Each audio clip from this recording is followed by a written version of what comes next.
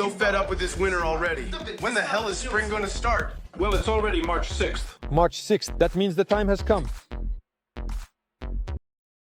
So, dear friends, let's talk about winter clothing. Well, do you think it's not relevant?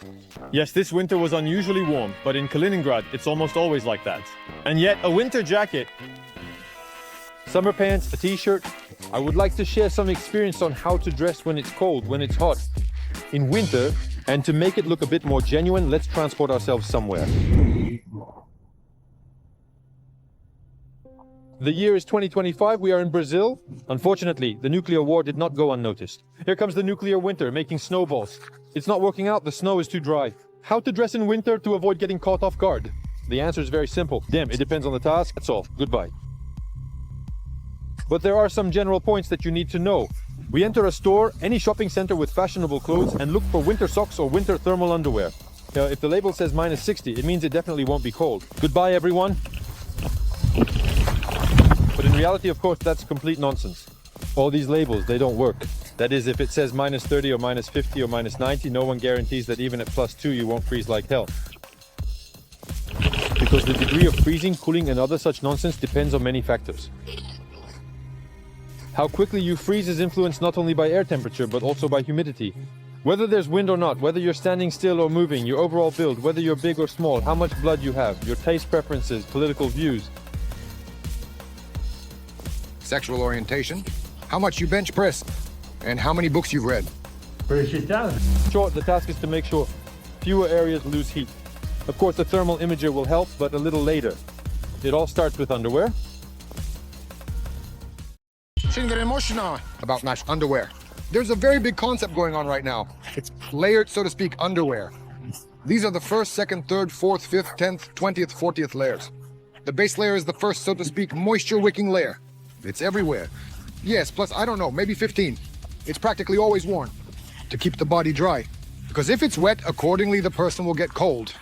I have Helicon's thermal wear. It cost around 3,000, bottom plus top. And socks. I was cold. Bad option. Double layered, 2 layers. But these are regular socks. By the way, I can point out, especially in high altitude areas, they also wear about 3 layers on the sweater. The thinnest first layer of socks. Then comes something like Q-Max, all sorts of things there. And then insulating socks on top.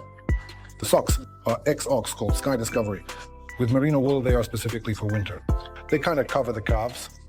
This is an X-Bionic sweater, combining the first and second layers at once. If it has the second layer and the first is a thin base, then it combines them immediately. Plus, it's antibacterial and doesn't smell. So you need to wear the first layer once, then the insulating layer second. And accordingly, depending on the weather, if it's raining, then accordingly some kind of membrane hard shells or whatever the hell they are, soft shells, damn it, and all that crap. And another important aspect is footwear. Because if your feet are cold, the whole person is cold. So at the moment, you see a collection of luxury shoes from a German manufacturer, as well as an Italian one. If your boots fail, you're in for a beating. You just can't move. And movement is life. I have a... How is it a... There are no little triangles here. Damn, not on this side, okay? Catches are made in different countries. Germany, Italy, Romania, and Slovakia. Here's Crap Slovakia, marshmallow and loser marshmallow catch. It's a popular model. It costs quite a bit.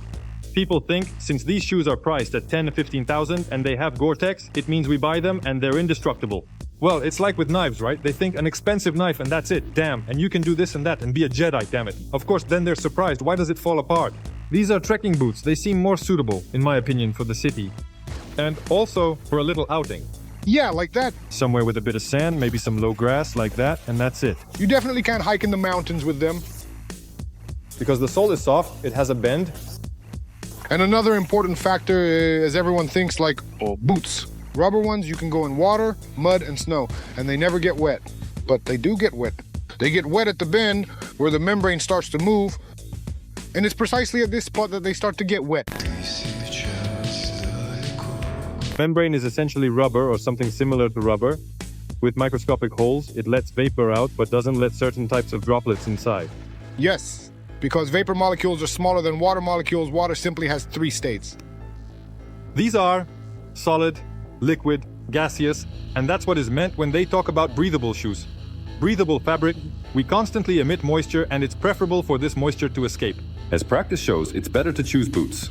Ideally, like these ones which won't have a sheep fleece lining. Yes, they will have a small insulation with Gore-Tex. But there won't be an amazing layer of warming fur. Why? Because you think about it, we go outside and suddenly we need to enter a building. Let's say, to go in and have a latte at a craft coffee shop. Well, craft coffee. Everyone goes to craft coffee, and so you go in to have some craft coffee, and you know, your feet are already soaked as hell. So, what's the logic? We can wear felt boots and put rubber boots over them. We'll feel absolutely amazing. It seems like your feet won't get wet and will stay warm, but they'll sweat. Sooner or later, they'll start to stiffen from the cold. Sooner or later, they cut it off with this saw. I'll show you now. With this saw, this leg right here, they just take it and start. That's exactly what we're talking about. Today we're looking at how to dress in winter so as not to lose mobility, agility, coolness, or tactical style. So that at any moment, if a photographer with a DSLR pops up, we look amazing. The task of the boot is to protect the feet from damage and moisture and let the sock sellers handle the insulation. They are designed for both below zero and above zero temperatures. Similarly for me, I don't know what kind of insulation it is. There are no labels here, nothing. It's just leather, face, a couple of synthetic materials, some kind of rubber, a rubber edge here to move over rocks without cutting the leather. Well, accordingly, both these boots and these are intended for attaching soft crampons. But these are regulation, like military regulation, while these are civilian. How much do they cost? New ones are 27, around 25. Блядь, Fuck, that's insane. Две нахуй зарплаты на заводе. Catch can't fix, and I have HX and KSK, something like 16,000 rubles approximately. Американская хуета ты, блядь. Зажрались, пиздец. No, we definitely didn't go broke because you bought such boots. You take care of them and wear them for several years. These shoes won't get ruined on your hike. You can rely on them. That's the first thing, yes. Because as soon as your shoes get ruined, you're completely... You're incapacitated. That's the first thing. In this case, you're not overpaying, but you're ensuring that you won't break down. At least not because of your feet. It's a drone taking off. Want to experience winter? Head up north. That's what we decided to do. We agreed back in the summer to go somewhere north and decided to choose Murmansk.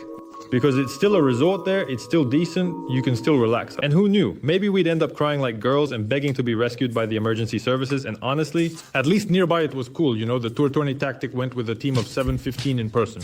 Nikita and I, along with Lobaya Farms, with Evgeny Lobaya, went by train. Поехали на поезде.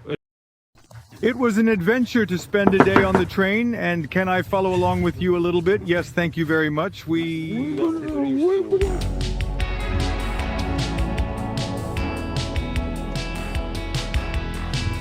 Before that, well, a little spoiler, we spent a day. In a car when we drove from Moscow to Chechnya, a day behind the wheel, there will be a video. And in the car, a parallel spoiler, well, a little slower, half a day slower, we drove from St. Petersburg. Kirill from the assault team, representing the assault team Tim.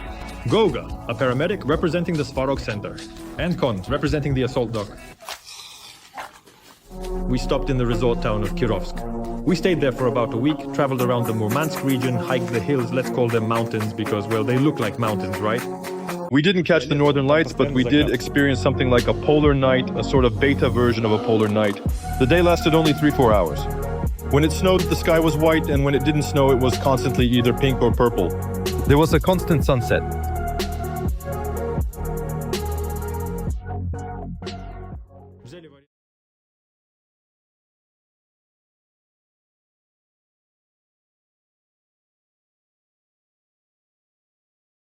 We rented a Mitsubishi Pajero and drove through the snow.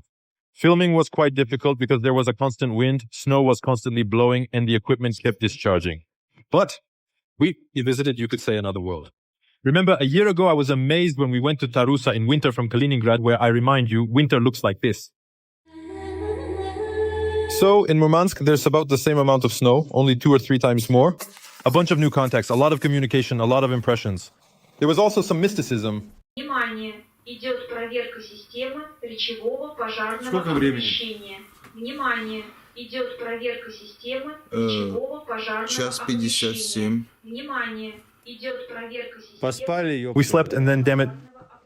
In every trip, as if on purpose, we either have no time to sleep at all or about 3 hours. The brain, почему, is still processing information. Events, emotions. And you just can't fall asleep. Or like today we arrived quite early, tomorrow we get up late. and the alarm went off. It lasted more, about half an hour actually. But as soon as we started filming to tell you about this incident, the alarm turned off. Do you know why? Because video blogging is a serious business. The quadcopter, of course. Arm is great, but the batteries drain quite quickly. We need to do something about it. We also had a field kitchen from Stürmer, and we cooked on it. Çok. Little fatty. And we also had an awesome dog. I did it like this, what I did. The only thing that caused me discomfort was the crappy boots. And then I realized that you can't skimp on gear. And I don't recommend it to you either, because, as they say, Потому что, как говорится, Как там говорится, блядь? a penny pincher pays twice because they fell apart on you during one training session. You bought boots for 3,000 again for 3,000, and they fell apart on you over the year. The same 16 will add up here and there. But if you train actively, of course, they wear out. The most hardcore can run barefoot and over thermal wear. We wear pants, but they are, of course, tactical. In these pants, I felt great in Chechnya, at a temperature of plus 20 and a very dry climate there, and in Murmansk at minus 19, 18 degrees. I didn't feel any discomfort. Of course, there are special pants which are needed again for less active gatherings like fishing, for example, or hunting. But I'm still in favor of layering here. I constantly wore these stupid pants in different climates, and then went to a cold climate for a week, put on different pants with a different pocket arrangement, and was constantly trying to reach for a knife or multi-tool. I kept getting confused, damn it, like where is it? But that won't happen here because all the pockets are in place. We just added insulation to the pants. winter. If it's winter, then accordingly, various types of insulating jackets, suits, insulators. There's G-Lofts, like Loft Kuiloft, so you put it on. And similar things with insulation, like cotton coats. I don't know. Similar things will be awesome. And the highlight of today's program is the Carinthia jacket, priced at approximately 25,000 rubles. But we ordered it with eBay, so you'll get it cheaper.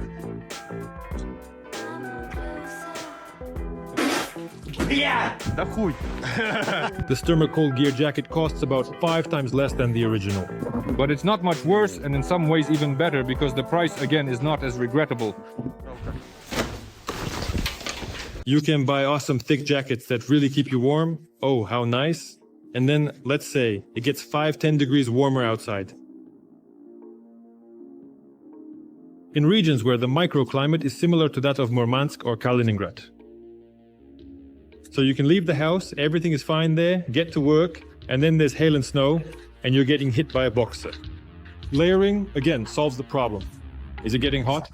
Remove the lining, adjust the thermal flap, and everything is great. You might say, where could it be that we leave work, there's snow, we get home, and here birds are chirping, grass is growing, and it's warm outside. And I would say, in the Caucasus. So, look, we completed the mission, loaded into the helicopter, and in just about 10 minutes in, really 10 minutes, we land lower into the warmth and enjoy like brothers, because we're guys. By the way, the video was shot by Gosha Kutsenko, a paramedic. They're bringing tubes. Enigma Chupa Chups. How to wear accessories correctly. And here, by the way, on the Stormtrooper pants, I have a line cutter hanging. Line cutter, Pitzel.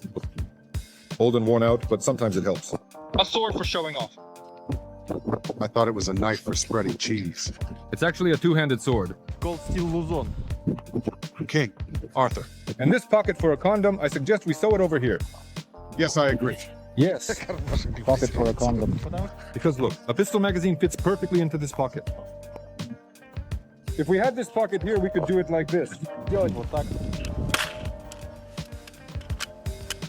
So there was a cartridge, therefore. It's called the Rider model. A semi-serrated blade. It performs its tasks excellently. Well, you know my opinion on knives very well, and how many knives a normal man should have. I hope that each of these accessories will be a hit. Gloves are probably the most important accessory. If your hands are cold, it's difficult.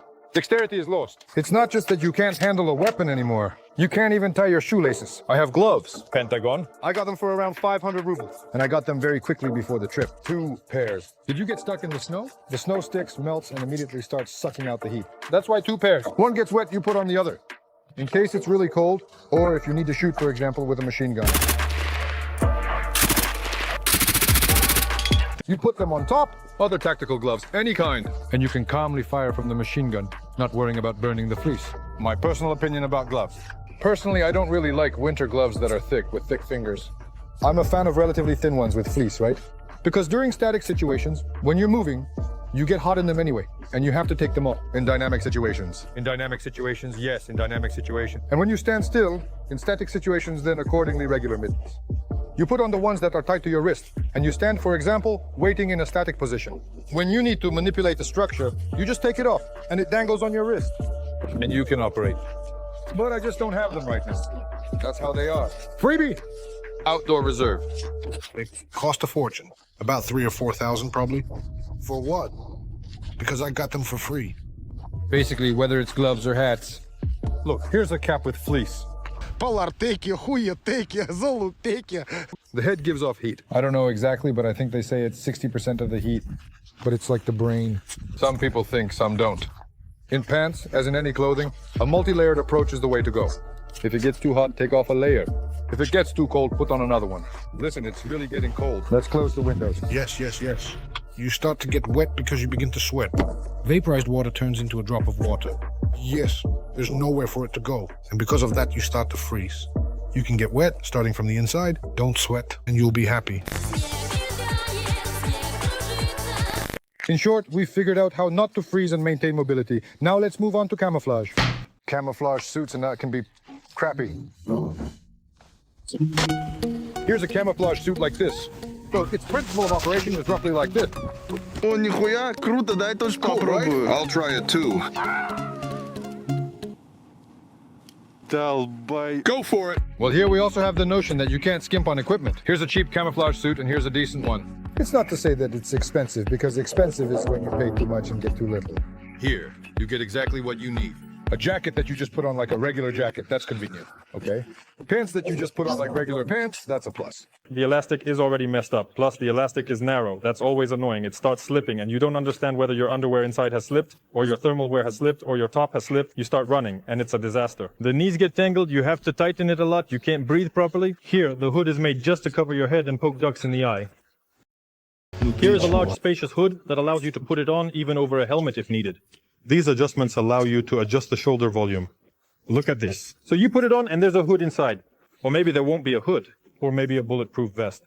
And there's also a zipper here that can open in two directions. Either from top to bottom, allowing us to access the pockets on the pants. Or from bottom to top, which allows you to quickly and easily take off the pants. When you're putting on or taking off pants while dressed in all this winter gear with boots on your feet, it is really very important. We're not even talking about these hypothetical situations where a person is wounded and so on. A completely white setup won't always be appropriate, because most of the time we're detected while we're moving, not when we're lying camouflaged. In the background, we'll most likely always have trees, branches, firs, moss, and such. I'll insert where he's in winter camouflage against the background of a fir tree. In a white suit, we'll be more noticeable than even in regular multicam, so one of the good options is to break up the silhouette with different gear, different suits. When we need gear with magazines, grenades, radios, and other stuff, it's not necessary to buy a white load-bearing vest because there's a flap here that allows you to access the chest rig or even the body armor. Damn, but you don't need body armor in the forest. There are also these intense sniper ghillie suits like the Leshy, but in white. But we won't consider them now, because we are focusing more on versatility. And these ghillie suits take up a lot of space in the backpack, are more cumbersome to put on, and are generally used once in a blue moon and only for specific tasks. And there are also full-fledged winter, insulating suits in white color. They don't fit into this category at all, because they are not masculate.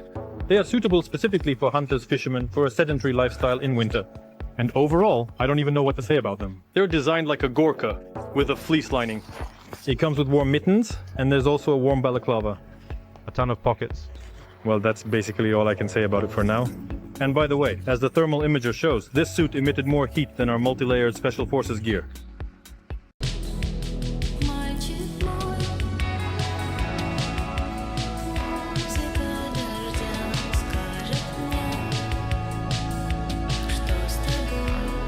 But to sum up, it's clear that you can walk in rubber boots or felt boots, but sometimes you want comfort and, so to speak, coziness, and to take care of your health, because besides you, no one else gives a damn about your health. The main thing is to minimize the places where heat escapes. So, Zhenya, in your opinion, where does most of our heat escape from, according to the thermal imager? We currently have a thermal monocular from the company Electro-Optic in our hand. The model is called Strix with a 384 matrix. The soldiers are currently wearing camouflage coat. The main heat comes from their heads and hands naturally. In principle, the chest and the weapon, since it hasn't fired any shots yet, remain cold. Now we will switch to different spectrums. Here you can see that the heat is now coming only from the face and the dogs. Does anyone have a thermal? So, Electro-Optics, also known as PPSH, also known as the Legat thermal line. We have a monocular here, as well as a thermal imaging sight, but it doesn't have a video recording function. But they have the same matrix, just the functionality is slightly different. In short, the idea is simple. We just insert the flash drive, screw on the cap, and we should be able to record video, it seems. But no, not at all. It turns out there's an option in the settings called video output. And by default, on this thermal device, for some reason, this video output is set to off. And every time we turn on the thermal device, we have to set it to on. You're in the north, you press the lens against your warm eye, and the lens immediately fogs up. You can't see a damn thing written in those options, and we constantly got confused whether it said on or off. Because of this, half of the footage just didn't get recorded.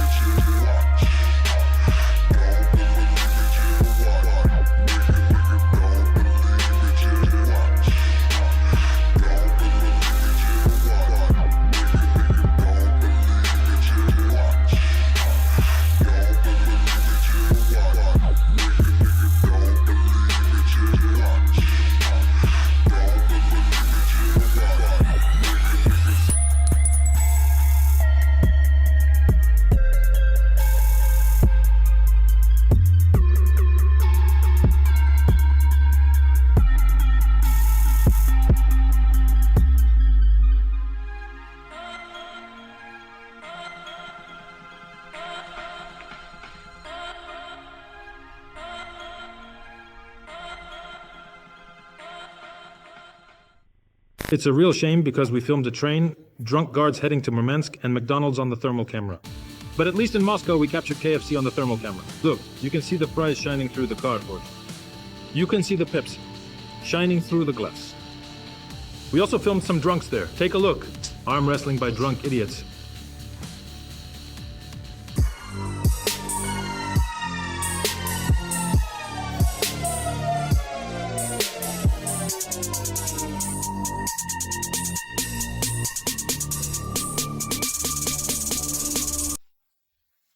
Now the sight.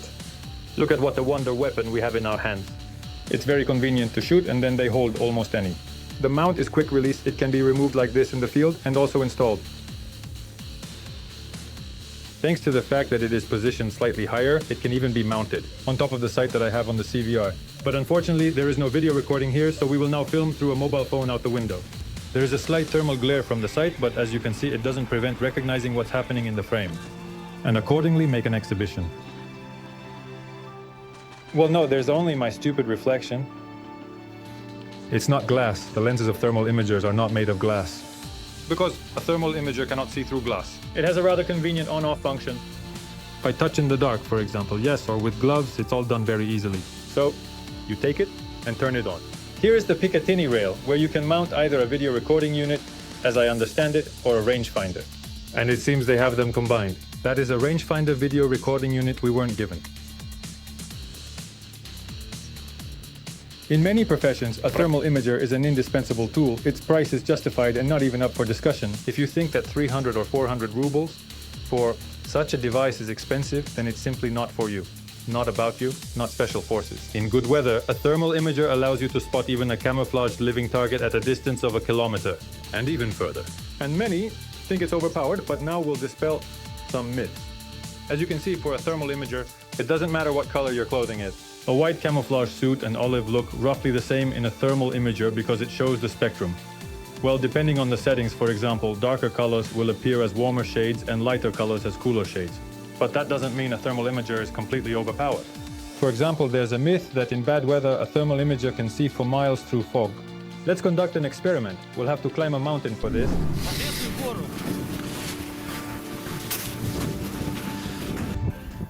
The visibility is completely zero. We are in a cloud. Now is a great opportunity to test the thermal imager. So now we will look through this Strix thermal monocular at this sniper. Hey! Get out of here.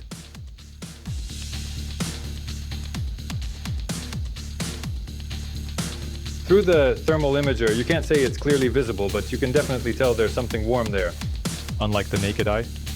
The thing is, fog is moisture. All of this, unfortunately, also negatively affects visibility, not only with our eyes, but also with infrared and any other means.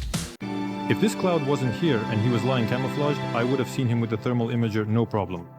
And also, thermal imagers cannot see through glass. Escape from Tarkov, please take note. If even during the day a thermal imager provides a significant advantage, imagine what it can do at night. And yes, there's also a common myth about people supposedly farting in a thermal imager, but in reality, no. A thermal imager will not show gases so clearly, and it's not worth spending 300,000 rubles to false farts in the metro, you idiot.